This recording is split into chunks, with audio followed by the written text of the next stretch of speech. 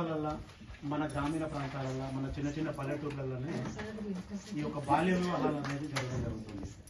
ముఖ్యంగా పిల్లలు ఎదగక ముందు పెళ్లి చేసుకోవడం వల్ల వాళ్ళు కనే పిల్లలకు కూడా ఎదుగుదల అనేది లేకుండా ఆ సంసారం అనే ఒక కుటుంబం మీద వాళ్ళకు అవగాహన లేకుండా వాళ్ళు నిరక్షరాస్యులుగా ఉండి వాళ్ళ జీవితాన్ని సక్రమ దిశలో కొనసాగించలేక మనం ఒక నిరుపేదలుగానే ఒక విలువైన వ్యక్తులుగా ఉండలేకపోతున్నాం.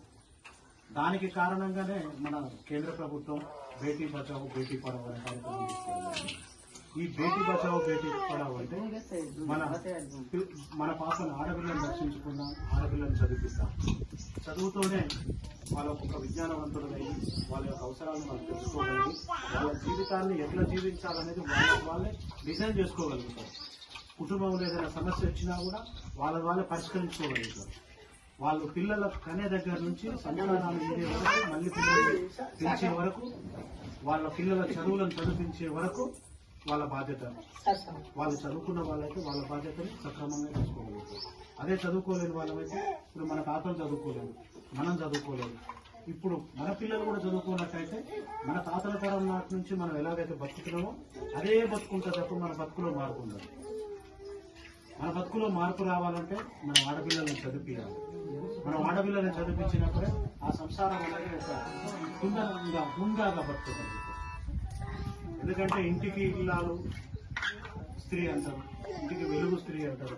ఇవన్నీ మనం మాటల రూపంలో చెప్పుకోగలుగుతున్నాం తప్ప చేతుల రూపంలో ఎక్కడ కూడా ఆచరణ జరుగుతుంది.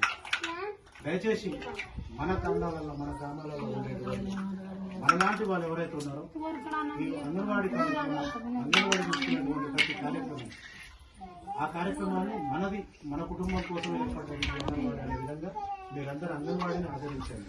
అంగన్వాడీలో ఉండేటువంటి అనేక కార్యక్రమాలు మన కోసమే ఉంటాయి. వాటిని ఎలా వాడుకోవాలో ఇక్కడ ఉన్నటువంటి టీచర్ని అడగండి, ఇక్కడ మన సూపర్వైజర్ గారిని అడగండి. మేడం చాలా ఛాలెంజ్గా తీసుకుంటారు. మేడంకు ఇన్ఫర్మేషన్ ఇవ్వండి. దాన్ని బట్టి మనం వాళ్ళని ఫాలో అయ్యేటట్టు ఉండాలి. వాళ్ళు మనల్ని ఫాలో అవ్వాలంటే ఎన్ని రోజులు అయితే చెప్పండి. ఇప్పుడు ఒక చిన్న మీటింగ్ ఉందని మీకు ఇన్ఫర్మేషన్ ఇచ్చింది. ఇవే కానీ ఇంతమంది వచ్చి ఇచ్చేది చాలా సంతోషం అనిపిస్తుంది నాకు. కొన్ని ఊర్లలో ఇంకా ఒక స్కూల్కి వెళ్ళినాము, ఒక ఆయన కోసం 15 నిమిషాలు నిలబడ్డాం.